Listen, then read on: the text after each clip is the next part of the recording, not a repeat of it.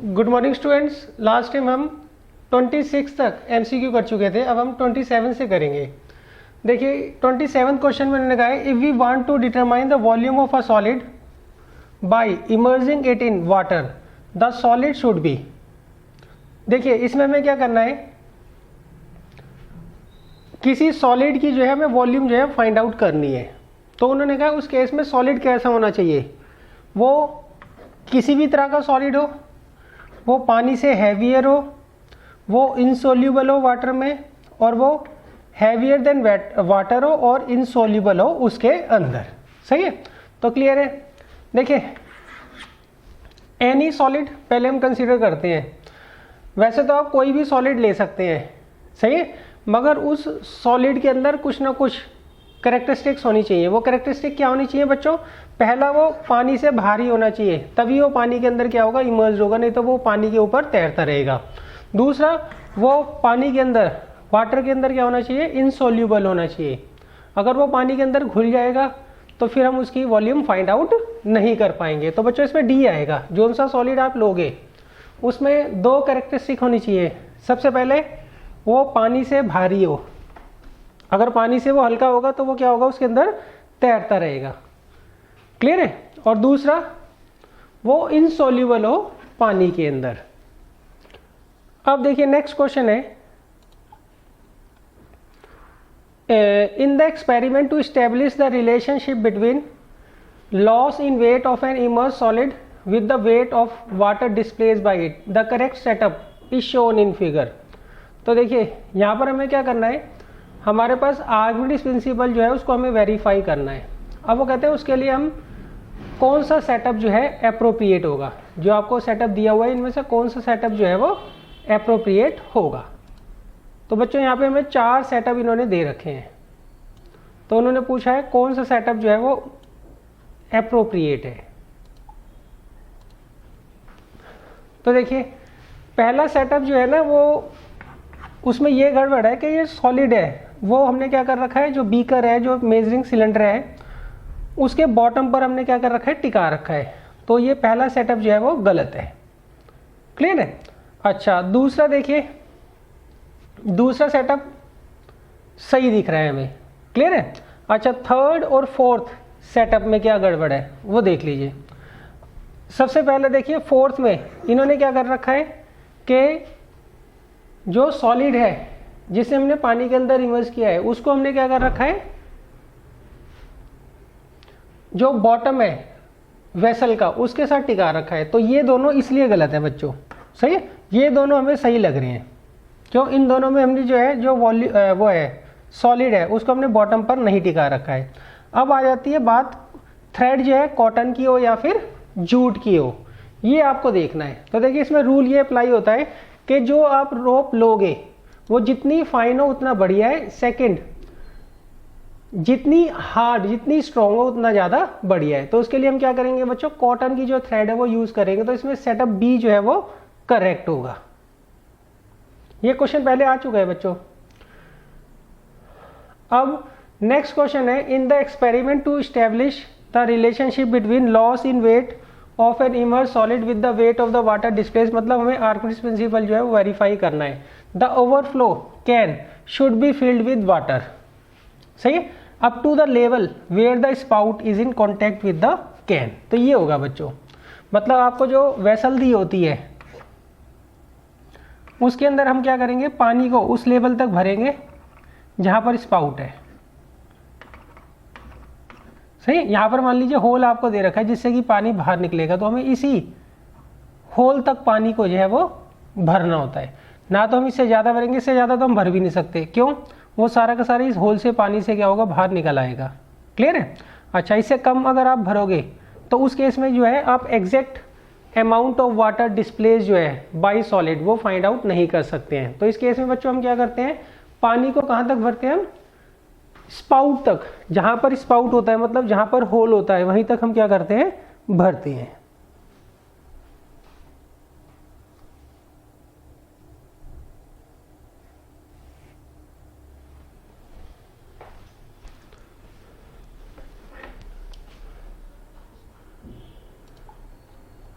अब देखिए नेक्स्ट है, ये भी क्वेश्चन नंबर 30 जो है ये भी आर्किमिडीज प्रिंसिपल से ही रिलेटेड है। सही। तो अब इसमें आपको 4 स्टेटमेंट दे रखी हैं। पहला, loss in weight of the solid is more than the weight of the water displaced by it, ये गलत है। सही। आर्किमिडीज प्रिंसिपल में आप ये देखते हैं जितना वॉल्यूम ऑफ वाटर डिस्प्लेस होता है, जितना वॉल्यूम ऑफ वाटर डिस्प्लेस होता है किससे, सॉलिड से। सही। उसका हम क्या करते हैं, वेट निकाल लेते हैं।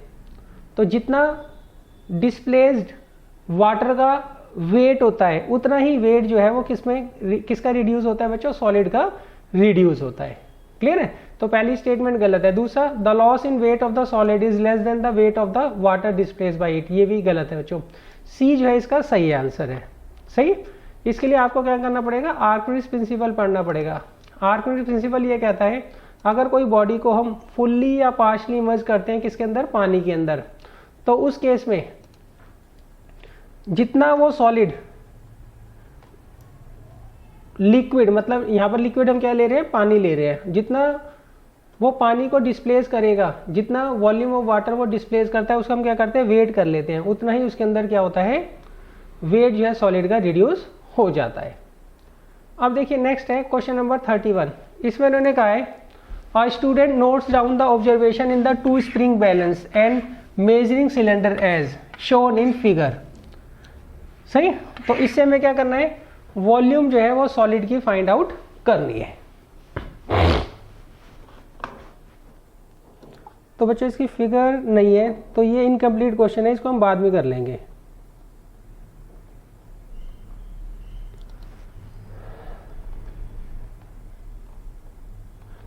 अब देखिए नेक्स्ट है 32।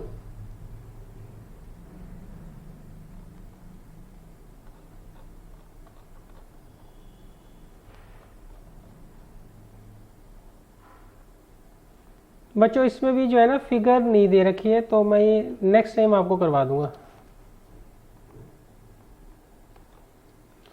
क्वेश्चन नंबर 33 देखिए, इसमें उन्होंने कहा in the arrangement shown here the reading of the spring balance will be. आपको बताना है स्प्रिंग बैलेंस की जो रीडिंग है वो कैसी होगी, ए बी सी तीनों में सेम होगी। सही। Equal to each other in case A and C, A और सी में रीडिंग सेम होगी। Equal to each other in case B and C, B और सी की रीडिंग सेम होगी। डिफरेंट इन एवरी केस, और तीनों में क्या होगी, रीडिंग जो होगी वो क्या होगी, डिफरेंट होगी। क्लियर है।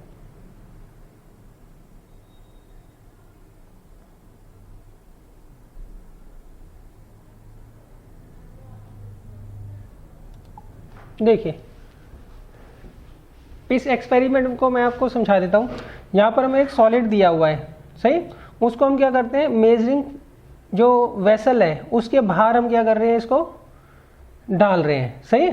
तो यहां पर जो इस सॉलिड का वेट होगा वो एक्चुअल वेट होगा। क्लियर है। अच्छा, इसमें और इसमें हम क्या कर रहे हैं, सॉलिड को क्या कर रहे हैं, पानी के अंदर इमर्ज कर रहे हैं। सही। तो इस केस में क्या होगा, जितना ये वॉल्यूम ऑफ वाटर डिस्प्लेस करेगा उतनी ही इसके ऊपर क्या होगी, बायन फोर्स लगेगी। सही। और उतना ही इसका वेट जो है रिड्यूस हो जाएगा। मान लीजिए जितना पानी को ये सॉलिड और ये सॉलिड जो है डिस्प्लेस करता है उसका हम क्या करते हैं, वेट कर लेते हैं, उतना ही इन दोनों सॉलिड का जो है वेट कम होगा। तो यहाँ पर बी और सी में रीडिंग क्या होगी, सेम होगी। बच्चों ये लाइन जो है ये गलती से खींच गई है, इसका कोई लॉजिक नहीं है। क्लियर है। तो देखिए यहाँ पर जो सॉलिड का वेट होगा वो weight of solid in air के बराबर होगा। यहाँ पर वेट ऑफ सॉलिड और इस वाले केस में वेट ऑफ सॉलिड जो होगा वो क्या होगा, actual wait minus Bayern force होगा। क्लियर है। तो इसमें और इसमें इन दोनों केसेस में वेट जो होगा सॉलिड का वो क्या होगा, सेम होगा। अब देखिए नेक्स्ट है question number 34।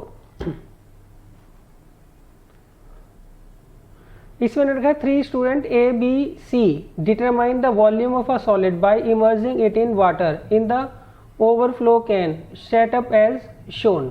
The result obtained will be wrong for student A B C या फिर तीनों केसेस में। क्लियर है। अच्छा देखिए इसमें इन्होंने कहा है 3 स्टूडेंट है ए बी सी, ये क्या करते हैं, एक सॉलिड को जो है वाटर के अंदर इमर्ज करते हैं और ये देखते हैं कितना वॉल्यूम ऑफ वाटर जो है ओवरफ्लो कर रहा है। तो आपको बताना है किस केस में रीडिंग जो है वो गलत आएगी। क्लियर है? देखिए पहले केस में तो बच्चों वो सॉलिड को जो है इस वेसल के अंदर डाल ही नहीं रहा है, तो जब वो डालेगा ही नहीं तो इसका मतलब वाटर डिस्प्लेस होगा ही नहीं। क्लियर है? अच्छा, दूसरे केस में इसमें भी वो जो है नहीं डाल रहा है। क्लियर है? बच्चों में दोबारा देखता हूं उसको।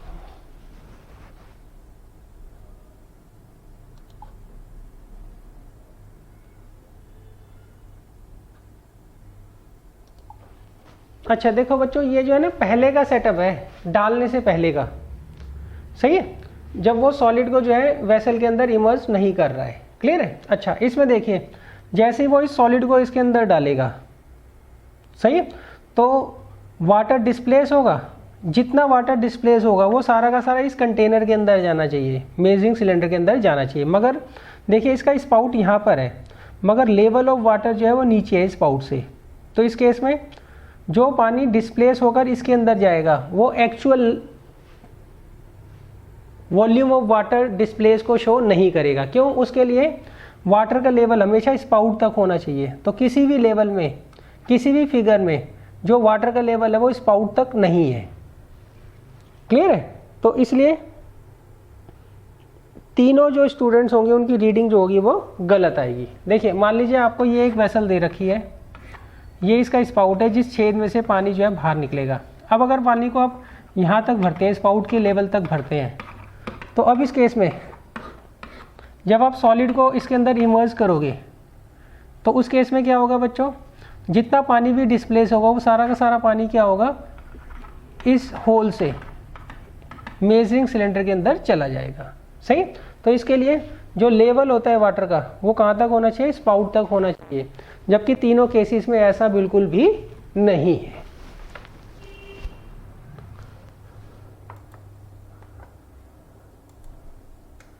तो बच्चों ये आपको ध्यान रखना है तीनों केसेस में।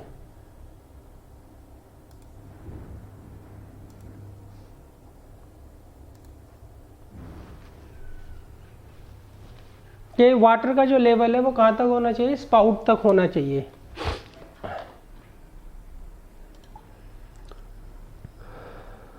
अब देखिए नेक्स्ट है क्वेश्चन नंबर 35। इसमें उन्होंने कहा a student uses a spring balance of least count 10 gram weight and range 500 gram wait. He records the weight of the iron cube in air in tap water in concentrated common salt water. If his three readings taken in order, W1 50 gram weight, then W2 and W3, he likely to observe that. देखिए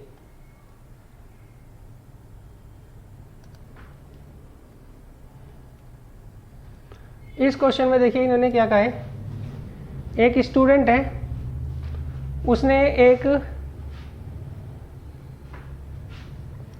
spring balance लिया, उसका least count तो 10 ग्राम weight है, मतलब उसके एक small division की value 10 ग्राम weight है, और रेंज 500 ग्राम वेट है, मतलब उसकी जो मैक्सिमम रेंज है वेट को मेजर करने की वो कितना है, 500 ग्राम वेट है। He records the weight of the small iron cube in air. सबसे पहले उसने क्या किया, जो छोटा एक आयरन का क्यूब लिया उसका वेट किया एयर के अंदर, फिर टैप वाटर के अंदर, और फिर concentrated solution of common salt के अंदर। तो आपको बताना है किस केस में वेट ज़्यादा होगा, किस केस में वेट कम होगा। देखिए एयर में जो वेट होता है ना वो किसी भी सॉलिड का सबसे ज़्यादा होता है। क्यों? जैसे ही उसको आप पानी के अंदर या लिक्विड के अंदर डालते हैं तो उसके ऊपर एक बायन फोर्स लगती है, उसके कारण उसका जो वेट है वो कम हो जाता है। अब आपको देखना है बायन फोर्स टैप वाटर में ज़्यादा लगती है या फिर concentrated solution of common salt के अंदर ज़्यादा लगती है। ये आपको जो है यहाँ पर ध्यान करना है। क्लियर है बच्चों?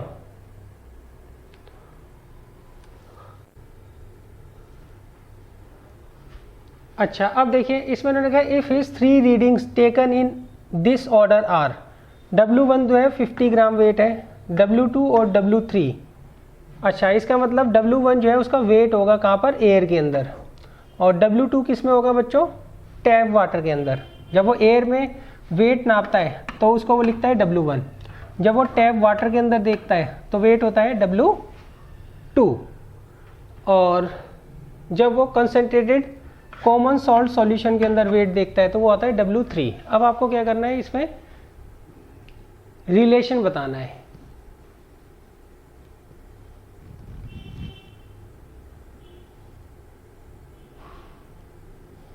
क्लियर है बच्चों?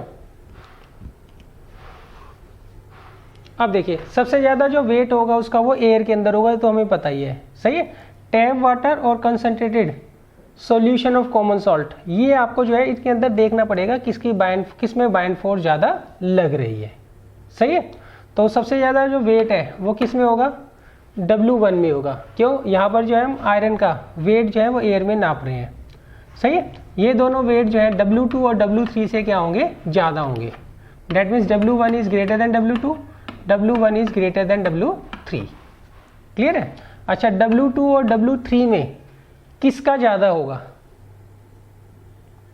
सही है, ये हमें देखना पड़ेगा।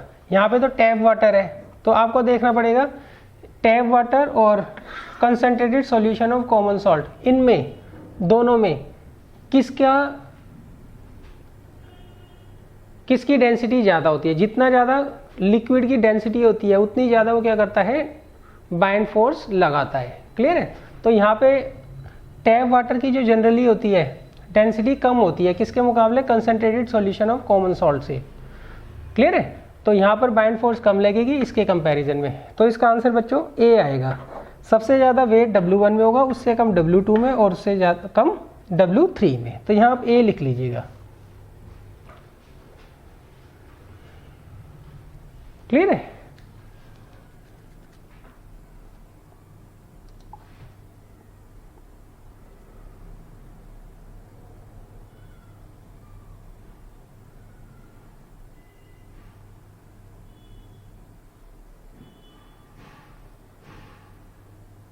अच्छा, इसमें एक चीज़ आपको ध्यान रखनी है कि इसकी जो लीस्ट काउंट है ना बच्चों, वो 10 ग्राम वेट है। क्या है, 10 ग्राम वेट है, सही है। लीस्ट काउंट क्या है इसकी, 10 ग्राम वेट है। मतलब ये 10 ग्राम वेट के मल्टीपल में ही जो है वेट को मेजर कर सकता है। तो इस केस में क्या होता है, W2 जो है वो होगा तो ग्रेटर W3 से, सही है, मगर वो ये मेजर नहीं कर पाएगा। क्लियर है? आगे बात समझ। W2 जो है W3 से बड़ा ही होगा, मगर ये जो डिफरेंस होगा ये 10 ग्राम वेट से ज़्यादा नहीं होगा। इसलिए हम क्या करेंगे, यहाँ पे W2 और W3 हमें लगभग एक जैसे ही नज़र आएंगे। क्लियर है? मान लीजिए आपको जो है 1 किलो का कोई बट्टा दे दे, या चलो 100 ग्राम का बट्टा दे दे, सही है। 100 ग्राम के पास एक बट्टा है, वेट है। अब आपको क्या करना है, उससे जो है 110 और 115 ग्राम जो है सब्जी तोलनी है, तो वो पॉसिबल तो है नहीं। क्लियर है? इसलिए यहाँ पे W2 और W3 की रीडिंग जो है वो आपको एक जैसी नज़र आएगी। इसलिए इन्होंने ये जो है बी ऑप्शन आपको दे रखा है, सही। नॉर्मली इसका आंसर ये होगा, मगर इन्होंने क्या कहा है, इसकी जो लीस्ट काउंट है वो 10 ग्राम वेट है, सही है। तो उस केस में इन दोनों में ज़्यादा डिफरेंस नहीं होता, इसलिए हम इन दोनों को क्या करते हैं, बराबर ले लेते हैं। क्लियर है? वैसे अगर लीस्ट काउंट ना दे रखा हो तो इसका आंसर ए आएगा। अब आपको लीस्ट काउंट जो है वो 10 ग्राम वेट दे रखी है, इसलिए इसका आंसर बच्चों क्या आएगा, बी इसका आंसर आएगा।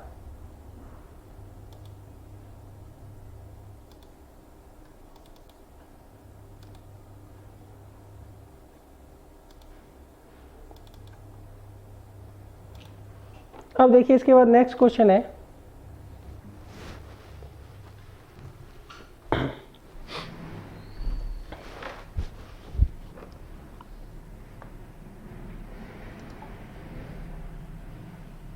इन्होंने कहा the least count of the measuring cylinder used and the volume of the solid taken in the setup shown here are respectively. बच्चों ये आप खुद कर लीजिएगा, ज़्यादा मुश्किल क्वेश्चन नहीं है।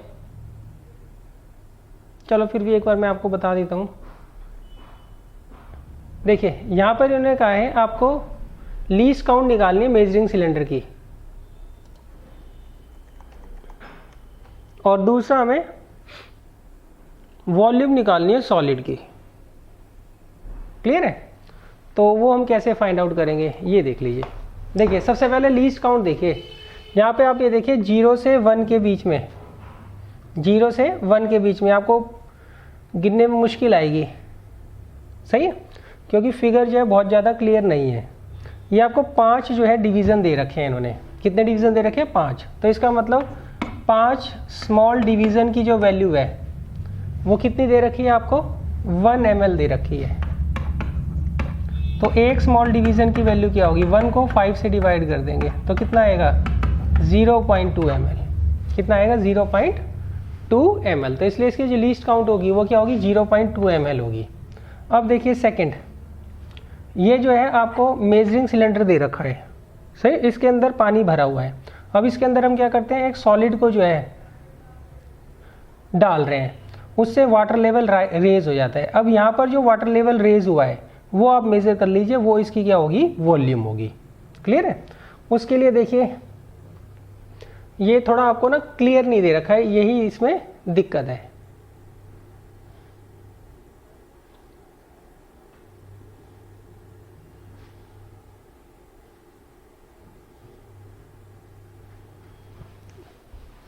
तो इसके लिए मैं थोड़ी फिगर जो है बड़ी कर देता हूं बच्चों।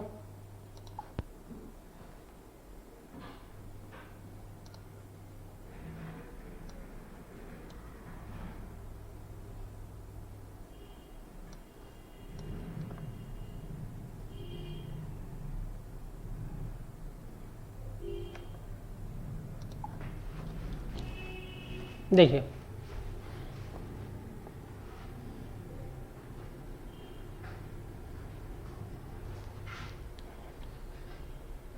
यहाँ पर बच्चों जो रीडिंग है वो आ रही है लगभग 5.8 के आसपास, सही है?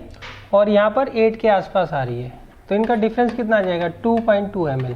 तो इसका मतलब यहाँ पे जो वॉल्यूम होगी सॉलिड की वो क्या होगी? 2.2 ml होगी। क्लियर है? थोड़ा ये क्लियर नहीं है डायग्राम, बाकी आपको तरीका तो आ ही गया होगा समझ।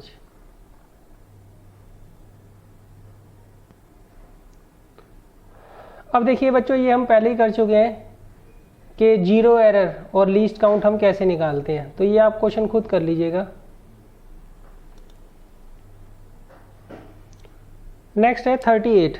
इसमें लगा 4 student A B C D while performing an experiment establishing the relation between loss of weight of a small solid when fully immersed in tap water and weight of water displaced by it used by 4 different shapes of overflow can containing water as shown in figure। उन्होंने ये 4 container लिए हैं, किसके लिए?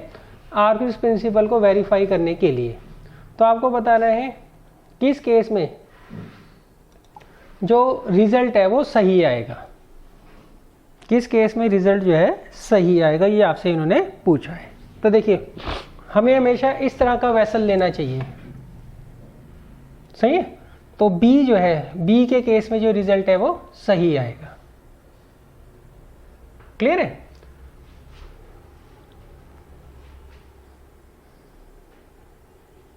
अच्छा अब देखिए इसमें आपको जो है B और D लगभग एक जैसे लग रहे हैं ना, मगर जो D है इसका साइज थोड़ा बड़ा है B के कंपैरिजन में, सही? इसमें 2 रूल होते हैं। पहला रूल ये होता है जो वेसल आप लोगे वो यूनिफॉर्म थिकनेस का हो। यहाँ पे देखिए थिकनेस ज़्यादा है, धीरे धीरे ऊपर कम हो रही है। यहाँ पर ऊपर थिकनेस ज़्यादा है, धीरे धीरे नीचे कम हो रही है। इसकी और इसकी यूनिफॉर्म थिकनेस है, मगर इन दोनों में ये छोटा है, यूनिफॉर्म थिकनेस और जितनी मोटाई कम हो। ये 2 चीज़ें हम क्या करते हैं, हमेशा प्रेफर करते हैं।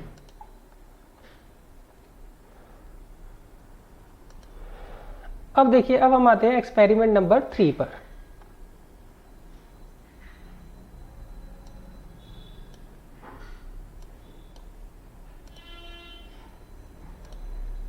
देखिए एक्सपेरिमेंट नंबर 3 में इन्होंने कहा है to observe and compare the pressure exerted by a solid iron cuboid on sand while resting on its 3 different phases and to calculate the pressure exerted in the 3 different cases. तो देखिए सबसे पहले तो मैं आपको इसकी थ्योरी थोड़ी सी बता देता हूँ, उसके बाद ही हम इसको क्वेश्चन को करेंगे। तो देखिए सबसे पहले इसमें एक वर्ड यूज हुआ है प्रेशर। अभी आप एम को थोड़ी देर के लिए भूल जाइए, सबसे पहले आप इसकी थ्योरी थोड़ी बहुत समझ लीजिए।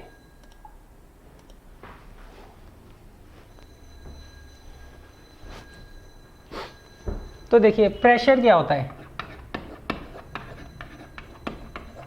देखो प्रेशर समझने से पहले आप एक कंडीशन ट्राई कर लीजिए। मान लीजिए आपने जो है 2 कील ली है, एक की जो टिप है बहुत ही ज़्यादा शार्प है और एक की टिप जो है वो बहुत ही ज़्यादा मोटी है। क्लियर है? मान लीजिए आपके पास 2 नेल्स हैं, एक की टिप तो पतली है और एक की टिप जो है वो मोटी है। क्लियर है? तो अब आप क्या करें, सेम फोर्स से इन दोनों को दीवार में ठोकने की कोशिश करें। सही है? तो आप ये देखेंगे कि ये वाली कील जो है ये तो इजीली जो है दीवार के अंदर पेनिट्रेट कर जाएगी, मगर ये वाली जो है इजीली दीवार के अंदर पेनिट्रेट नहीं कर पाएगी। अब इसके पीछे लॉजिक देखिए क्या है। सही है? दोबारा देख लीजिए, मैं बड़ा थोड़ा करके बना देता हूँ। यहाँ पर हम क्या कर रहे हैं, कंडीशन जो है कंसीडर कर रहे हैं। उसके अंदर हम क्या करते हैं, 2 नेल्स ले रहे हैं, एक का तो टिप इस तरीके से क्या है, शार्प है। सही? और दूसरी जो नेल है उसका जो टिप है वो क्या है, काफ़ी ज़्यादा मोटा है, काफ़ी ज़्यादा क्या है, मोटा है। अब आप क्या करिए, इन दोनों नेल्स को क्या करिए, बारी बारी सेम फोर्स से दीवार के अंदर गाड़ने की कोशिश करिए। सही है? तो अब आप देखेंगे क्या, ये जो कील है ये तो ईजिली जो है पेनिट्रेट कर जाएगी दीवार के अंदर, ये जो है ईजिली पेनिट्रेट नहीं कर पाएगी वॉल के अंदर। उसके पीछे रीज़न क्या है, फोर्स तो हम दोनों पे सेम लगा रहे हैं, फोर्स तो दोनों पर हम सेम लगा रहे हैं। सही? मगर ये तो पेनिट्रेट कर जाती है, ये पेनिट्रेट नहीं कर पाती है। इसके पीछे आता है एक नया वर्ड, उसे हम बोलते हैं प्रेशर। इस केस में ज़्यादा प्रेशर अप्लाई होता है और इस केस में कम प्रेशर अप्लाई होता है, इसलिए ये तो इजीली पेनिट्रेट कर जाती है और ये इजीली पेनिट्रेट दीवार के अंदर नहीं कर पाती है, जबकि हम दोनों को सेम फोर्स से क्या कर रहे हैं, हेल्प कर रहे हैं पेनिट्रेट करने में दीवार के अंदर। क्लियर है? तो यहाँ पर कौन सा किसका लॉजिक लगता है बच्चों, प्रेशर का। ये प्रेशर ज़्यादा क्रिएट करता है वॉल के ऊपर, इसलिए पेनिट्रेट कर जाता है। ये उतना ज़्यादा प्रेशर क्रिएट नहीं कर पाता है, इसलिए वॉल के अंदर ये पेनिट्रेट नहीं कर पाता है। क्लियर है? अच्छा अब देखिए, अब हम आते हैं प्रेशर होता क्या है। ये होता है फोर्स अपॉन एरिया। ये क्या होता है, फोर्स अपॉन एरिया। क्लियर है? मान लीजिए एरिया मतलब एरिया ऑफ कॉन्टैक्ट। एरिया का मतलब क्या होता है, एरिया ऑफ कॉन्टैक्ट। देखिए इस नेल का एरिया ऑफ कॉन्टैक्ट जो होता है किसके साथ, वॉल के साथ, वो कम होता है, इसलिए ये ज़्यादा प्रेशर क्या करता है, अप्लाई करता है। इस नेल का जो एरिया ऑफ कॉन्टैक्ट होता है किसके साथ, वॉल के साथ, वो ज़्यादा होता है, इसलिए कम प्रेशर क्या करता है, एक्सर्ट करता है किसके ऊपर, वॉल के ऊपर। अच्छा अगर मान लीजिए आप 2 कंडीशन में सेम फोर्स लगा रहे हैं, तो जिस कंडीशन में ज़्यादा प्रेशर क्रिएट होगा उसका आपको रिजल्ट नज़र आएगा, दूसरे का रिजल्ट आपको नज़र कम आएगा। क्लियर है? अगर आप सेम फोर्स रखते हो तो जितना एरिया ऑफ कॉन्टैक्ट कम होगा, जितना एरिया ऑफ कॉन्टैक्ट क्या होगा, कम होगा। क्लियर है? उतना प्रेशर ज़्यादा एक्सर्ट होगा। क्लियर है? अच्छा तो देखिए प्रेशर क्या होता है, प्रेशर का फॉर्मूला होता है फोर्स अपॉन एरिया। सही? फोर्स पर यूनिट एरिया को हम क्या बोलते हैं, प्रेशर बोलते हैं। अच्छा अब देखिए फोर्स की जो ऐसा यूनिट होती है वो होती है न्यूटन और एरिया की होती है मीटर स्क्वायर। तो प्रेशर जो होता है इसकी ऐसा यूनिट हो गई न्यूटन पर मीटर स्क्वायर। क्लियर है? और इसको हम क्या बोलते हैं, पास्कल भी बोलते हैं। क्या बोलते हैं बच्चों, पास्कल। क्लियर है? तो अब देखिए प्रेशर क्या होता है, प्रेशर होता है फोर्स पर यूनिट एरिया, उसे हम क्या बोलते हैं, प्रेशर। सही है? अगर आप सेम फोर्स 2 केसेस में अप्लाई कर रहे हो तो जिस केस में एरिया ऑफ कॉन्टैक्ट कम होगा उसमें ज़्यादा प्रेशर एक्सर्ट होगा और जिस केस में एरिया ऑफ कॉन्टैक्ट ज़्यादा होता है उसमें कम प्रेशर क्या होता है, एक्सर्ट होता है। क्लियर है? अच्छा अब देखिए आपने देखा होगा आपके जो स्कूल के बैग होते हैं उसके जो स्ट्रैप्स होते हैं वो बहुत ही ज़्यादा वाइड होते हैं, सही है। मान लीजिए आपको स्कूल बैग दे रखा है तो उसके जो स्ट्रैप्स होते हैं वो बहुत ही ज़्यादा क्या होते हैं, वाइड होते हैं, सही है। दो तरह के बैग देखे होंगे आपने, एक का तो जो वाइड स्ट्रैप होते हैं और दूसरों में रस्सियां सी लगी होती हैं, सही है। तो इस केस में बच्चों होता क्या है, हम वाइड स्ट्रैप वाले बैग क्यों प्रेफर करते हैं, सही है। अब देखिए होता क्या है, मान लीजिए एक बैग है उसके अंदर आपने जो है 10 न्यूटन की बुक्स जो है 10 न्यूटन वेट की जो है बुक्स उसके अंदर डाल रखी है, फिर उसको आप क्या करते हो, अपने कंधों पर उठाते हो, सही है। तो उस केस में क्या होता है, आपके कंधों का बैग के साथ जो कांटेक्ट करवाता है वो कौन करवाता है, वो ये स्ट्रैप करवाता है, सही है। अब अगर मान लीजिए स्ट्रैप इस तरीके का है, सही है। मान लीजिए आपके पास दो बैग हैं स्कूल बैग, पहला जो स्कूल बैग है उसकी जो स्ट्रैप है वो वाइड है और दूसरे का जो स्ट्रैप है बहुत ही पतला है, मान लीजिए रस्सी की तरह है, जैसे रोप की तरह होता है, रस्सी की तरह है, सही है। तो अब इस केस में क्या होगा, आप दोनों बैग के अंदर 10 न्यूटन वेट की बुक्स जो है भर लेते हैं और उसको अपने कंधे पर उठाते हैं, सही है। अब होगा क्या, इस केस में जो एरिया ऑफ कॉन्टैक्ट होगा आपके शोल्डर का, सही है, किसके साथ, बैग के साथ, वो क्या होगा, ज़्यादा होगा। तो इस केस में आपको कम हर्ट होता है। जबकि ये जो रस्सी वाले बैग होते हैं इनके आगे स्ट्रैप की जगह रस्सी लगी होती है, सही है, उस केस में क्या होता है, आपके कंधे का जो एरिया ऑफ कॉन्टैक्ट होता है किसके साथ, बैग के साथ, वो बहुत ही कम होता है। तो इस केस में ये आपको क्या करते हैं, हर्ट करते हैं, क्लियर है। इसलिए हम क्या करते हैं, यूजली ऐसे बैग प्रेफर करते हैं जिसकी स्ट्रैप क्या होती है, वाइड होती है, क्लियर है। बैग के अंदर जितना भी वेट है वो क्या करेगा, आपके ऊपर फोर्स एक्सर्ट करेगा, तो जितना वाइड स्ट्रैप होगा उतनी आपके ऊपर प्रेशर कम लगेगा आपके कंधे के ऊपर, और जितना पतला स्ट्रैप होगा उतने आपके कंधे के ऊपर क्या होगा, प्रेशर ज़्यादा एक्सर्ट होगा, क्लियर है। इसलिए हम क्या करते हैं, वाइड स्ट्रैप जो है वो यूज़ करते हैं, क्लियर है। अच्छा, अब देखिए आपने किचन में देखा होगा, अगर आपकी जो नाइफ होती है अगर उसका जो टिप है शार्प होता है तो सब्जी बड़ी आराम से जो होती है कट जाती है। अगर उसका जो टिप है वो ब्लंट हो, सॉरी मोटा हो काफ़ी, सही है, ठीक हो, तो उस केस में क्या होता है, सब्जी काटने में क्या होती है, दिक्कत होती है, सही है। अब अगर मान लीजिए शार्प एज वाला नाइफ है आपके पास, तो उस केस में सब्जी का जो एरिया ऑफ कॉन्टैक्ट होता है नाइफ के साथ वो बहुत ही कम होता है, तो उससे क्या होता है, सब्जी के ऊपर ज़्यादा प्रेशर क्रिएट होता है, इसलिए वो आराम से जो है वो कट जाती है। अगर मान लीजिए शार्प एजेस ना हो नाइफ के, तो इस केस में एरिया ऑफ कॉन्टैक्ट क्या होता है नाइफ का किसके साथ, सब्जी के साथ, वो बढ़ जाता है, इसलिए वहाँ पर क्या होता है, कम प्रेशर क्रिएट होता है, इसलिए उसको काटने में क्या होती है, दिक्कत होती है, क्लियर है।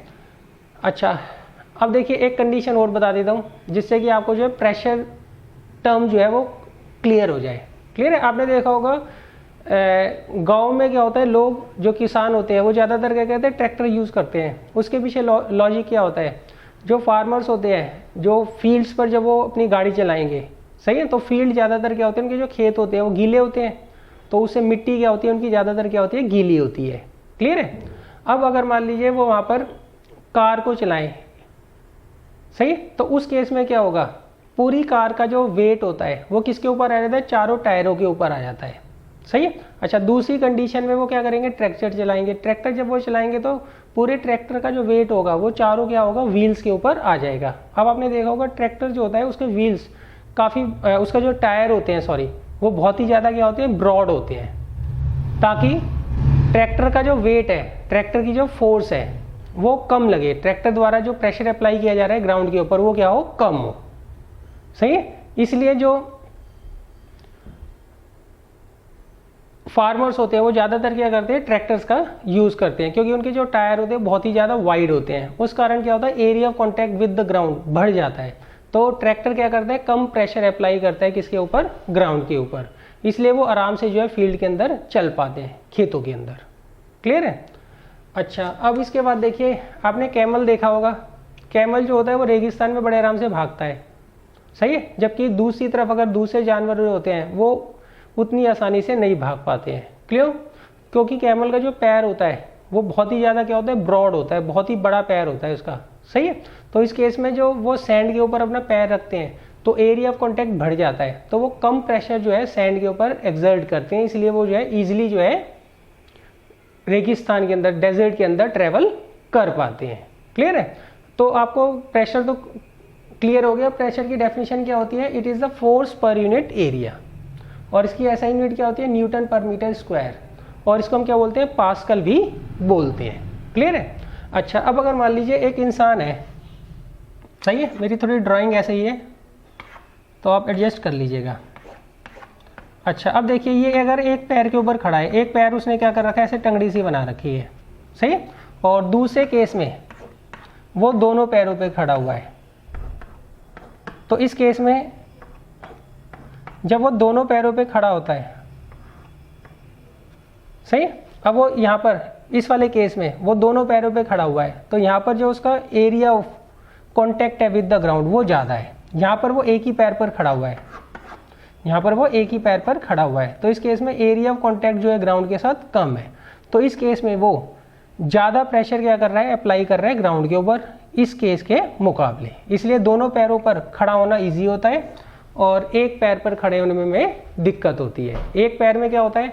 जब हम एक पैर के ऊपर खड़े हो जाते हैं तो हमारा सारा का सारा जो वेट होता है वो एक ही पैर के ऊपर आ जाता है, सारी की सारी जो फोर्स होती है वो एक ही पैर के ऊपर आ जाती है, और इस केस में एरिया ऑफ कॉन्टैक्ट कम होता है। इसलिए ज़्यादा प्रेशर हम क्या करते हैं? एक्सर्ट करते हैं ग्राउंड के ऊपर, इसलिए हमारा बैलेंस क्या होता है? बिगड़ जाता है। जब हम दोनों पैरों पे खड़े होते हैं तो एरिया ऑफ कॉन्टैक्ट हमारा जो है ग्राउंड के साथ बढ़ जाता है। इस कारण कम फोर्स, कम प्रेशर हम क्या करते हैं? एक्सर्ट करते हैं ग्राउंड के ऊपर, तो हम ईजिली जो है वो खड़े हो जाते हैं। क्लियर है? अच्छा, अब दूसरा देखिए, आपने देखा होगा जितने भी मॉडल्स वगैरह होते हैं वो जो हील पहनते हैं, जो उनके सैंडल होते हैं, उनमें क्या होती है? हील जो होती है वो बहुत ही पतली होती है, सही। तो कई बार उनका बैलेंस जो होता है चलते चलते बिगड़ जाता है। उसके पीछे क्या लॉजिक होता है? देखिए, पहले केस में मान लीजिए किसी ने शू पहन रखे हैं, तो शू के केस में क्या होता है? एरिया ऑफ कॉन्टैक्ट जो होता है ग्राउंड के साथ बढ़ जाता है, सही। अब अगर मान लीजिए किसी ने हील वाले सैंडल पहने हुए हैं, तो उस केस में देखिए जो एरिया ऑफ कॉन्टैक्ट होगा, ये पहले केस में शू है, तो यहाँ पे एरिया ऑफ कॉन्टैक्ट क्या होता है? ज़्यादा होता है। क्लियर है? किसके साथ? ग्राउंड के साथ। तो जितना ज़्यादा एरिया ऑफ कॉन्टैक्ट होगा उतना प्रेशर क्या होता है? कम एक्सर्ट होता है। क्लियर है? अच्छा, दूसरे में मान लीजिए किसी ने वो पहन रखे हैं, हील पहन रखी है, सही। तो उस केस में क्या होगा बच्चों? हील में एक तो यहाँ पर और एक यहाँ पर, यही दो एरिया ऑफ कॉन्टैक्ट होते हैं। ये शू के मुकाबले क्या होते हैं? बहुत ही कम होते हैं। तो यहाँ पे एरिया ऑफ कॉन्टैक्ट कम होने के कारण क्या होता है? ज़्यादा फोर्स हम क्या करते हैं? ज़्यादा प्रेशर क्या करते हैं? किसके ऊपर अप्लाई करते हैं? ग्राउंड के ऊपर अप्लाई करते हैं। इसलिए हील के साथ चलने में क्या होती है? दिक्कत होती है। इसमें क्या होता है? इंसान का बैलेंस जो होता है ज़्यादा बिगड़ता है। अच्छा, तो आप इसमें एक कुछ पॉइंट्स याद कर लीजिए। जितना ज़्यादा एरिया ऑफ कॉन्टैक्ट होगा, जितना ज़्यादा एरिया ऑफ कॉन्टैक्ट होगा, क्लियर है, greater the area of contact lesser will be the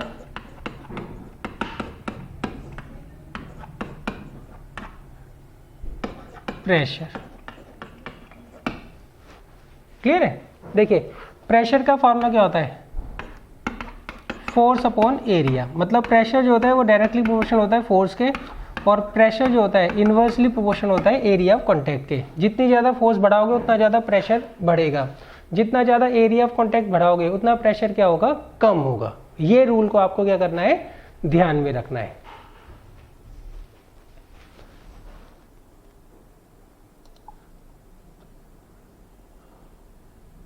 अब देखिए, अब मैं आ जाता हूं एम पर। एक्सपेरिमेंट 3 का देखिए एम क्या है। इस पर लगा है to observe and compare the pressure exerted by the solid iron cuboid on a sand while resting on its 3 different phases and to calculate the pressure exerted in 3 different cases. देखिए, इस पर लगा है हमें एक सॉलिड आयरन क्यूबॉइड लेना है, सही। ये मान लीजिए आपको सॉलिड आयरन क्यूबॉइड दे रखा है। क्यूबॉइड क्या होता है? जैसे रूम होता है, रूम की जो शेप होती है यही क्यूबॉइड की शेप होती है, सही है। अब देखिए, इसमें 3 डायमेंशन होती है, एक होती है लेंथ, एक होती है ब्रेथ और एक होती है हाइट। तो हमें क्या करना है? इस सॉलिड को सैंड के ऊपर रखना है 3 डिफरेंट वेज से। पहले केस में हम जो है बॉटम जो है, जो बेस होगा वो L और B ले लेंगे, दूसरे केस में बेस ले लेंगे बी और एच, और तीसरे में बेस हम ले लेंगे एच और एल। सही है। अब आपको ये बताना है किस केस में वो ज़्यादा प्रेशर जो है एक्सर्ट करेगा और किस केस में कम प्रेशर जो है वो एक्सर्ट करेगा। मैं समझा देता हूँ आपको। देखो,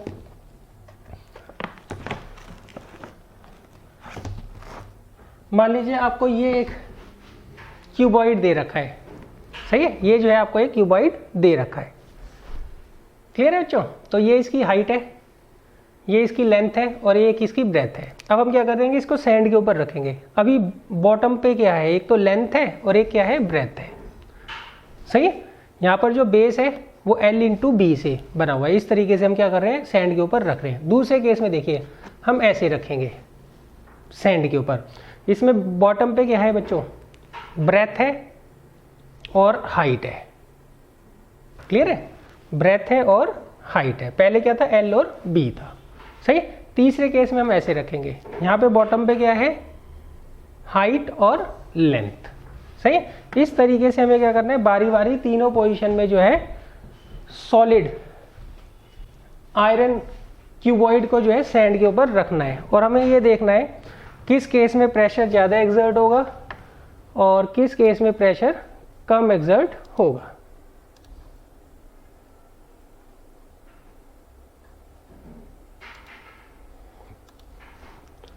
तो ये बच्चों हमारा एम है।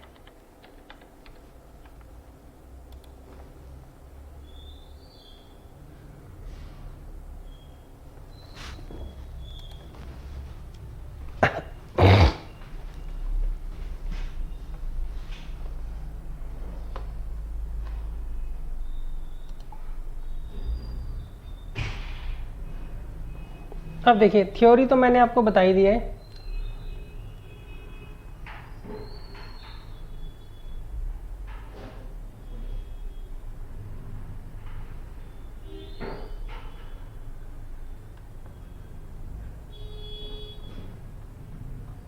देखिए, मैं जो है कंसीडर कर रहा हूँ आपको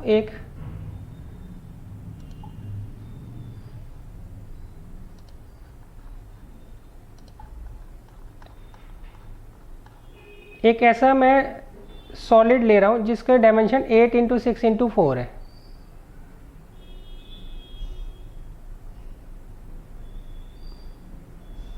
और उसका वेट जो है वो नियरली ले रहा हूँ 2 kg।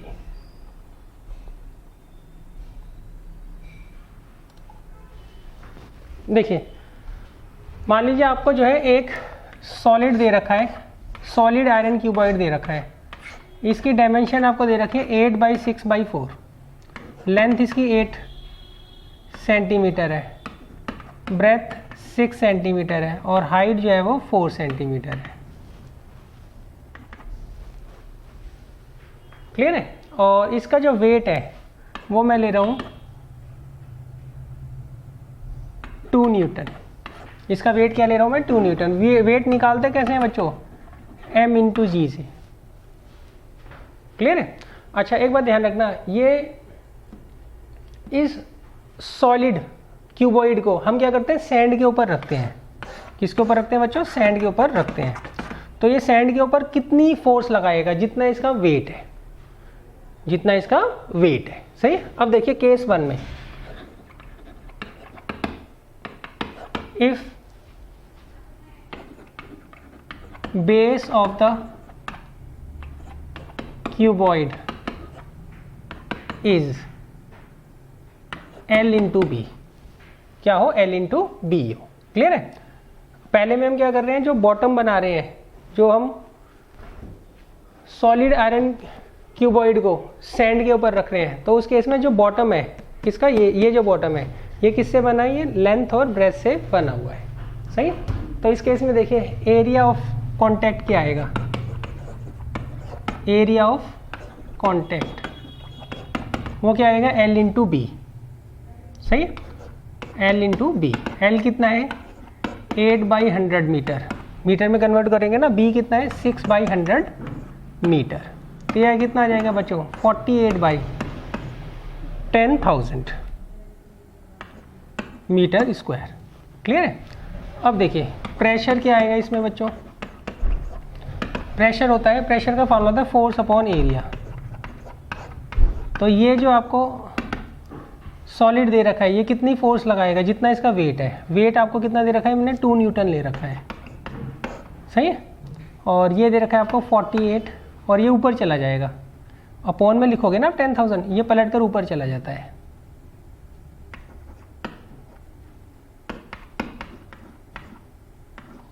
तो कितना आ जाएगा बच्चों, 20,000 बाई 48, सही, न्यूटन पर मीटर स्क्वायर। ये पहले केस में जो है प्रेशर अप्लाई हो रहा है, क्लियर है। अच्छा, अब देखिए केस 2। केस 2 में इफ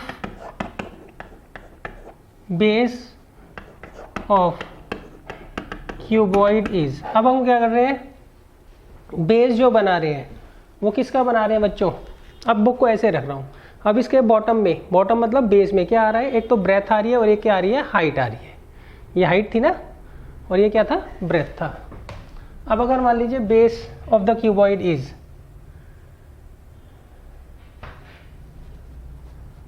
B इंटू एच, सही है। तो अब इस केस में देखिए एरिया ऑफ कॉन्टैक्ट क्या आएगा, एरिया ऑफ कॉन्टैक्ट आएगा बच्चों B इंटू एच, सही। ब्रेथ कितनी दे रखी है इन्होंने, 6/100, और हाइट कितनी दे रखी है, 4/100, तो आएगा 24/10,000 मीटर स्क्वायर, क्लियर है। अब देखिए, अब हम निकालते हैं प्रेशर। प्रेशर क्या होता है, फोर्स अपॉन एरिया। तो फोर्स तो 2 न्यूटन है, और एरिया आपको दे रखा है 24, ये ऊपर चला जाएगा 10,000, तो आ जाएगा 20,000 बाई 24 न्यूटन पर मीटर स्क्वायर, क्लियर है। अच्छा, अब देखिए केस 3। अगर हम बेस लेते हैं किसका, L इंटू एच का, तो इस केस में एरिया ऑफ बेस क्या आ जाएगा, L इंटू एच। L है 8 और H है 4,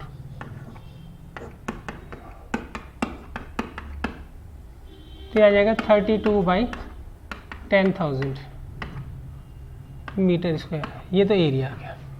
तो अब देखिए प्रेशर का फार्मूला क्या होता है, फोर्स अपॉन एरिया। फोर्स कितनी लग रही है, 2 न्यूटन, और एरिया कितना है, 32/10,000, तो आएगा 20,000/32 न्यूटन पर मीटर स्क्वायर, क्लियर है बच्चों। अब देखिए सबसे ज़्यादा प्रेशर किस केस में लग रहा है, सबसे ज़्यादा इसमें लग रहा है, सही। उसके बाद इसमें, और उसके बाद इसमें, सही। तो सबसे ज़्यादा प्रेशर बच्चों इसमें लगेगा, उससे कम इसमें, और उससे कम इसमें। आप सॉल्व कर कर देख लीजिएगा, क्लियर है। तो आप इसमें इनडायरेक्टली ये भी दे सकते हैं कि जितना ज़्यादा एरिया ऑफ बेस होगा उतना प्रेशर क्या होता है, कम होता है, सही। जैसे कि देखिए यहाँ पर जो एरिया ऑफ कॉन्टैक्ट क्या है, सबसे ज़्यादा है, तो इस केस में सबसे कम जो है प्रेशर लग रहा है, सही। यहाँ देखिए एरिया ऑफ बेस जो है इसमें और इसमें और इसमें, देखिए सबसे कम किस में है, सही। इसमें, इसमें और इसमें देखिए सबसे ज़्यादा एरिया ऑफ बेस इसमें है, तो प्रेशर इस केस में सबसे कम लग रहा है, क्लियर है। अच्छा, एरिया ऑफ बेस सबसे ज़्यादा, सबसे कम किस में, इसमें, तो इसमें आप देख रहे हैं सबसे ज़्यादा जो है प्रेशर क्रिएट हो रहा है, क्लियर है। तो इससे हमें ये पता लग गया इस एक्टिविटी से कि जितना ज़्यादा आप एरिया ऑफ बेस रखोगे उतना प्रेशर क्या होगा, कम एक्सर्ट होगा, किसके ऊपर, सैंड के ऊपर, क्लियर है। अच्छा, इसमें देखिए एक बात ध्यान रखना, जितना इसका वेट होगा उतनी ये क्या करेगा, फोर्स लगाएगा किसके ऊपर, सैंड के ऊपर। तो ये दो जो है रिलेशन आपको जो है यहाँ पर याद रखने हैं, क्लियर है। देखिए सबसे पहले हम कंपैरिजन करते हैं एरिया में। यहाँ पे एरिया ऑफ बेस जो है सबसे ज़्यादा है और यहाँ पे एरिया ऑफ बेस सबसे कम है। अब इसके कॉरस्पॉन्डिंग ये प्रेशर लग रहा है और इसके कॉरस्पॉन्डिंग ये प्रेशर लग रहा है, सही। तो इसके इनमें कंपैरिजन करो, पहले एरिया में कंपैरिजन करो, ये बड़ा है, फिर प्रेशर में कंपैरिजन करो, प्रेशर में ये बड़ा है। तो इसका मतलब जितना ज़्यादा एरिया ऑफ बेस उतना कम क्या होता है, प्रेशर एक्सर्ट होता है।